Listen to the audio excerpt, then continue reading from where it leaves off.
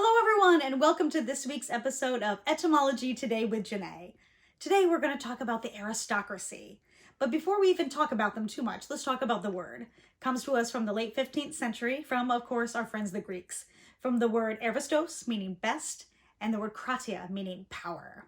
But we don't want to talk about the late 15th century. We want to talk about the 16th century and a fashion trend among the aristocracy. And that trend was to be as pale as humanly possible. I mean, like no vitamin D, super pale, translucent if they could. And they wanted that because they thought that a tan was a mark of the lower class because it showed that you were out probably working in the fields or something like that. So they'd either stay inside where servants could bring them everything, or if they did have to go outside, they would be shielded from the sun's rays with a covering or a parasol or something like that. Now, this led to people being so pale that you could very clearly see the veins in their face, in their arms, in their necks. And if you look and you can see the veins on your body, you can see, of course, that they look blue. And you could see that blue blood everywhere over their bodies. And so that's where we get the term blue bloods from. That's why we call the upper crust blue bloods even today. Which, as a side note, let's talk about upper crust. It wasn't like they had convection ovens or anything back in the day, so that most of the ovens were wood-fired that the bakers were using. So the very bottom of bread that was being made wasn't the best part of it. It would be kind of carbonized, a little harder. The best part was the very top that was perfectly baked. And so if you were wealthy enough, you could afford the upper crust. Right? Pretty cool, huh? But let's go back to being pale. Now, not everyone could achieve that perfect super pale, near on see-through color of your skin. And so, of course, they cheated. Now, they didn't have a Photoshop filter or anything like that to use, but they used makeup. And this was something that Elizabeth I was a big fan of as well. And she liked to use something called Venetian ceruse, which was a type of makeup that had three main ingredients. Those three main ingredients were vinegar, beeswax, and white lead.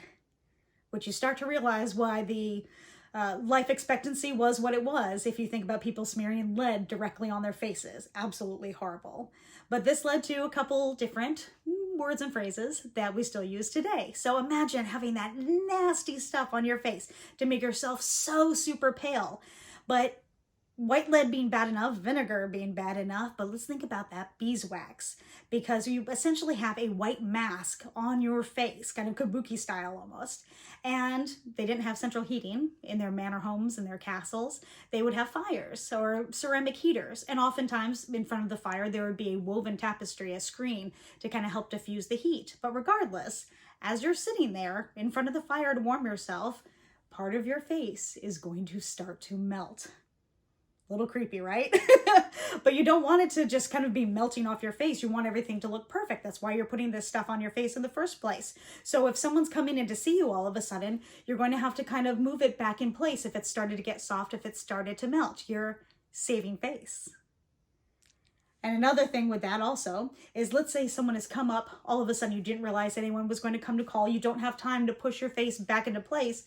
So you're going to turn so that cool side, that perfect side, is there. You can kind of coyly talk to them this way. It sounds like it would be super awkward, and it probably was, but you're still putting your best face forward. Now, let's say I'm sitting there with my BFF of the time, Lady Amy, let's say, and Lady Amy and I are sitting there and we're crocheting and we're gossiping and everything, and then I notice that her face is starting to melt. And I say, Lady Amy, you should look to that. You know, your face is melting off. And she may look at me and say, mind your own beeswax. Right? All of these words and phrases coming to us from the 16th century, just from that absolutely horrific makeup that they used to put on. Maybe she's born with it. Maybe it's lead poisoning. Only the people in the 16th century knew. But hopefully everyone learned a little bit today. Please do not try this at home, kids, adults, everyone. And we will see you next week for more Etymology Today with Jennae.